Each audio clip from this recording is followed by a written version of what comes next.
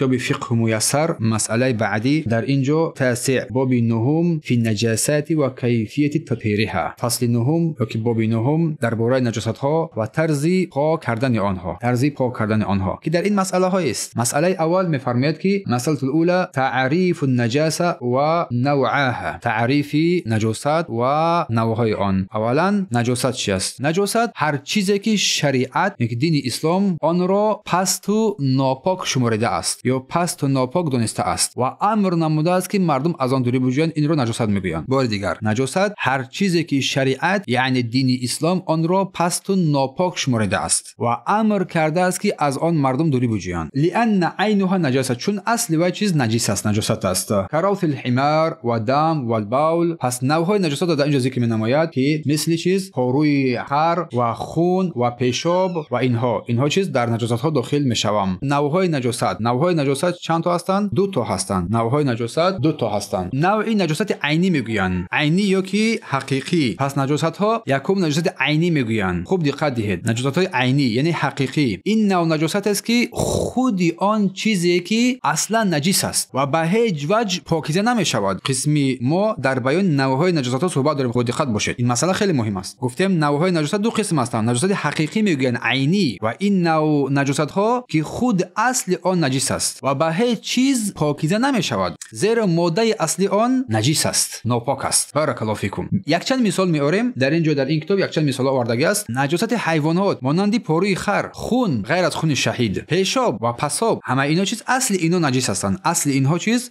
بیان نجاست بودن اینها ثابت است. قسم دومی از نجاست ها نجاست های حکمی نام دارد. نجاست های حکمی و این قسم دوم نجاست های را در بر میگیرد که اصل آن نجس نیست، اصل آن نجس نیست، پلید نیست، ناپاک نیست، بلکه حالت های می شود که در عضو پیدا می شود و باعث باطل شدن نماز میگردد، به مانند حدث اصغر، حدث خرد به وضوئی که با وضو برطرف می شود و به مانند خروج پیشاب و نجاست ها، یا اینکه حدث اکبر بزرگ که با غسل کردن برطرف می شود مانند جنابت یا که در حالت حیض و نفاس قرار داشتن زنها. اکنون در اینجا میفرماید که اصل در پاک نمودن نجاست ها چیست؟ یعنی در اصل ما باید از این نجاست ها چگونه خلاصی بیابیم، چگونه اینها را پاک بسازیم. اصل این با آب است. واسطه اساسی پاکسازی نجاست ها این آب است و دلیل آن قول الله سبحانه و تعالی که میفرماید استعیذ بالله و ينزل علیکم من السماء ماء لیطهرکم به، و از آسمان بر شما آب نازل کردیم تا شما با واسطه این آب خود را پاکیزه بسازید. سوره انفال آیه 11. اصل چی بوده است؟ این با آب پاکیزه نمودن است، از این قسمت نجاسات خلاصی یافتن. بارک الله فیکم. نجاست ها در نوبت خود به سه گروه تقسیم می شوند. اول نجاست شدید میگویند. نجاست شدید مغلظه نام دارد، غلیظ، و این نجاست ها سخت‌ترین نجاست ها به حساب می رود، به مثل نجاست سگ و آنچه که از سگ بیرون می شود. و نجاست سبوک قسم دوم، مخففه، سبوک، مثل پیشاب کودکی که شیر میخورد، پیشاب کودکی شیرمک که هنوز غذای اساسی از شیر مادر است و هنوز غذای مادی یا که غذای عادی که طعام است، شراب است نمیخورد، تقریبا با 5 ماه 6 ماه بودن کودک. این را نجاست سبوک میگویند. و قسم سومی از نجاست ها نجاست میانه، متوسط میگویند. میانه در این باقی مانده نجاست داخل میشود و مثل پیشاب، غائط، قضای حاجت، حیوان های مرده، حیوان هایی که به غیر شرعی ذبح شده هستند، اینها داخل میشوند. مسئله نجاست ها دو قسم است. اکنون مسئله دوم رو میگیریم. میفرماید الاشیاء التي قام الدلیل علی نجاستها، چیزهایی که دلیل بر نجاست بودن آنها ثابت شده است. اولا بول الادمی و عذرته و قیعه. میفرماید اول پیشاب آدم و نجاست آن از پس میبراید و قیع میکند انسان، آنچه قیع میکنی، اینا چی هستند؟ دلیل بر ثابت بودن نجاست بودن اینها. و پیشاب کودک باشد که هنوز خوراک نخورده است، فقط شیر مادر میخورد، شیر مینوشد، فقط شیر مادر، دیگر طعام را بر دهان نمیگذارد، این را گفتم چیز در نجاست های سبوک داخل میشود. این گونه کودک اگر بر لباس انسان پیشاب کرد، فقط پسر بچه‌ای که شیر نمیخورد بر لباس انسان پیشاب کرد، شستن کاملا آن شرط نیست، فقط بر وی یک آبی را میپوشی، یک بگیم که 5 آبی را میپوشی، به همین به اتمام مییابد. و دلیل آن حدیث ام قیس است، حدیث ام قیس که فرمودند انها اتت بابن لها صغیرا لم یاکل الطعام، این که کودکش را که خوراک نمیخورد نزد رسول الله آورد، فاجلسه علی حجره، و رسول الله او را در بغل خود نشانید، فبال علی ثوبه، و این کودکی که شیر نمیخورد بر لباس پیامبر پیشاب کرد، فدعا بماء فنضحه ولم يغسله. پس گفت آب بیارید، آبی رو طلب نمود. این آب رو آوردن، بر بالای آن آب پاشید و نمازش رو خوان نشست. روایت بخاری و مسلم است. اما پیشابی دختر باشد یا پسری که الکی خوراک میخورد، دیگر وای شستن وای لازم حتمی میگردد و مثل پیشاب بقیه آدم ها حسابیده میشود، باید شسته شود. دوم، خون روان حیوانی حلال گشته، که خون حیوانی که قربانی کردن میشود، هنگامی که حیوان ذبح میشود از گردن وای خون میپرد. ان همین خونی که از حیوان هنگام کشته شدن میبراید نجس است. دلیل آن سوره انعام آیه 145 است. الله میفرماید که او دم مصفوحه، یا خونی ریخته شده. مصفوح خونی که میپرد از گردن حیوان. اما خونی که در گوشت و رگ و داخلی همون گوشت باقی میماند، این پاکیزه است، خاصه اگر که حیوان رو ذبح نکنید در جگر آن خون خیلی زیاد است. این حلال پاکیزه است. سوم، پیشاب یا پاروی حیوانات گوشت آنها حرام است، مثلا سگ، گربه، موش و غیره، چون گوشت آنها پاک نیست، حلال نیست. پس نجاست آنها چیز حرام است، ناپاک است. مرده، میته میگن مرده، یعنی حیوانی که بدون ذبح شرعی مرده است، نجس است، ناپاک است. دلیل آن قول الله سبحانه و تعالی در سوره انعام آیه 145 الا ان یکون میتا گفتن، مگر اینکه اگر خود مرده باشد. حیوانی که خود مرده بود، خود مرده شد و حرام است. اما در اینجا یک چند چیزی رو استثناء می‌نمایند. خود مرده ماهی حلال پاکیزه است، ملخ خود مردهش جراد میگن حلال پاکیزه است، و حیوان‌هایی که خون ندارن، اصلا خون ریز نیستن، و مثل مورچه، پشه و غیر از این حشرات ها در لباس انسان اگر که رسید زد مثلا که جزیر شد، این از نجاست ها حسابیده نمیشود و لباس انسان رو به نماز نمیگرداند. اینا پاک هستند. پنجم، مزی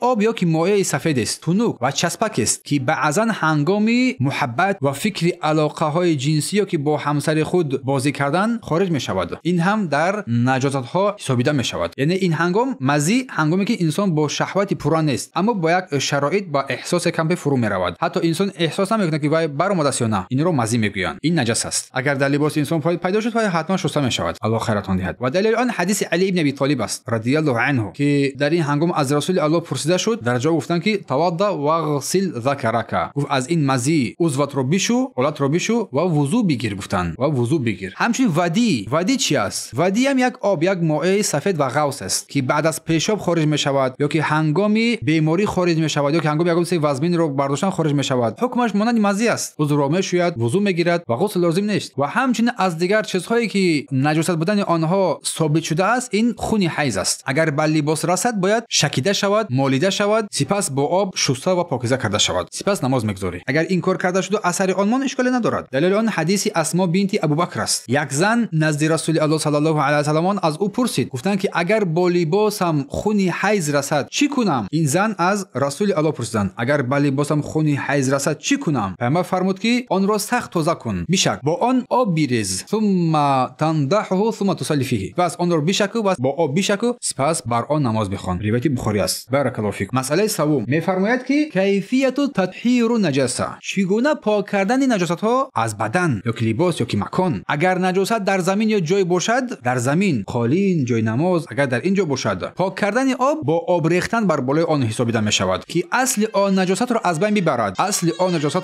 بین ببرد، و دلیل آن حدیث رسول صلی الله علیه و سلم است که به صحابه فرمودند که صب الماء علی البول الاعرابی الذي بال فی المسجد، آب را روی پیشاب آن اعرابی که در مسجد پیشاب کرده بود ریختن، یک سیل آب را ریختن. روایت بخاری و مسلم. یعنی که در زمین حاجت پیدا شد، با ریختن آب وای را تو پاکیزه میگردونی. در بام قضای حاجت باشد، قضای حاجت رو یک طرف میکنی، پس بر بالای آن سیل آب را میریزی، بر همین وای پاکیزه میگردد، بر این وای پاکیزه میگردد. روایت بخاری و مسلم است. اما نجاست در چیز غیر زمین باشد، مانند لباس، ظرف، فرش و غیره، ما اینها رو چگونه پاکیزه بسازیم؟ اینجا هم سوال می شود. یا اینکه اگر سگ در ظرف یا که از ظرف خورد بخورد، لپید یا که لحید میگوین، لپید، آن ظرف رو باید 7 بار شست، یک بار اول با خاک، دیگر 6 بار دیگر با آب باید بشوییم. دلیل آن حدیث رسول صلی الله علیه و آله است با بیان پاکیزه نمودن نجاست ها از بدن یا که لباس یا که مکان. گفتن اذا ولغ الكلب في اناء احدكم فليغسله 7 او لهن بتراب، از ظرف کسی از شما اگر بخورد باید آن را 7 بار بشوید و اول آن را با خاک بنماید. روایت مسلم. همچنین اگر که در آب هر یک از شما از کاسه هر یک از شما اگر سگ لسید یا که خورد، پس آن را گفتن که چیز 7 بار بشوید، یکی از آنها را با خاک نماید. و این حکم در باره لباس و جای دیگری که سگ افلاس میکند نیز جایز و روا است. و مثل اینکه اگر که سگ از لباس انسان لسید، آن را باید حتما بشوید،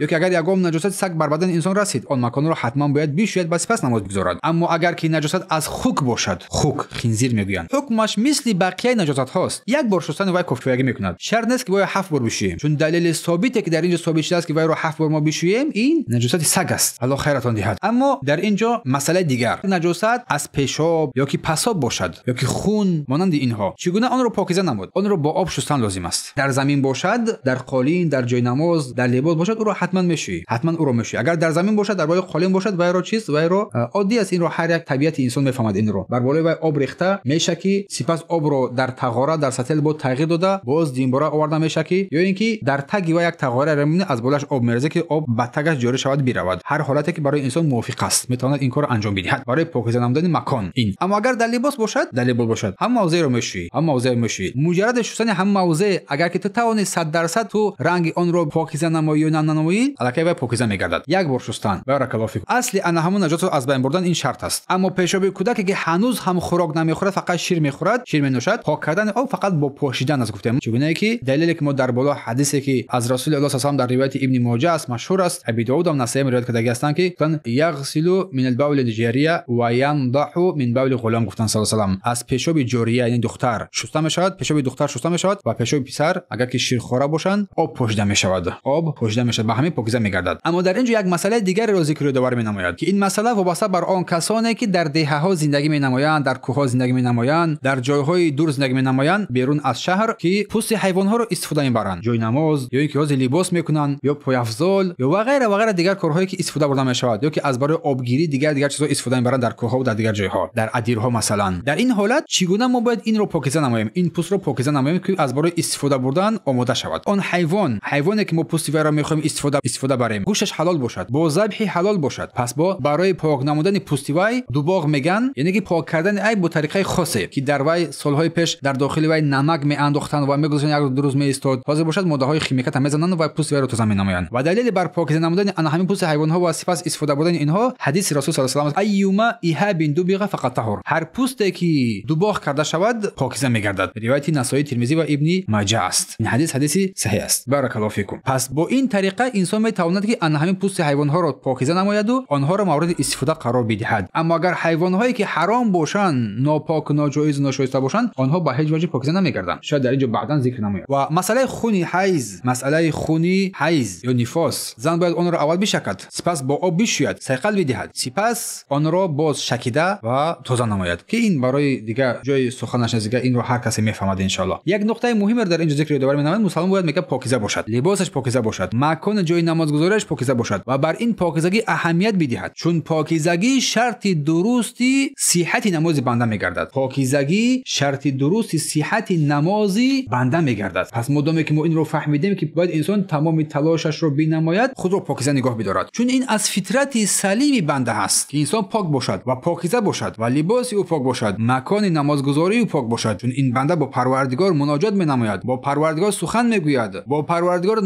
راز نیاز میکند، از او دعا و کمک یاری مدد میطلبد و هر خواهشی که هم دارد. برای همین انسان در این حالت پاکیزه بودن انسان شرط و ضرور است که با پروردگار خویش سخن میگوید، سخن میراند. الله سبحانه و تعالی را دعا هستیم که ما و شما را توفیق بدهد که از جمله پاکان بگردیم و از جمله آن بندگان بگردیم که در قلب‌های خود هیچ گونه چرکنی ها را نداشته باشیم، چون اساس پاکیزگی این معنوی از قلب است که ما در درس‌های گذشته برایش ما بیان کرده بودیم. پاکیزگی بدن از شرک، از کفر، از بدعت و معصیت ها. و سپس انسان به ظاهر خود باید اهمیت بدهد که به درستی که الله سبحانه و تعالی کسانی که خود را پاکیزه نگاه می‌دارند اساس قلب از چرکنی های شرک، کفر، بدعت و ضلالت ها، سپس پاکیزگی بدن. ان الله یحب التوابین و یحب المتطهرین، به درستی که الله توبه کنندگان و پاک کنندگان را دوست می‌دارد. الله سبحانه و تعالی ما را از جمله آن بندگان قرار بدهد که ما را دوست بدارد. بارک الله فیکم. سبحانك اللهم وبحمدك اشهد ان لا اله الا انت استغفرك واتوب الیک.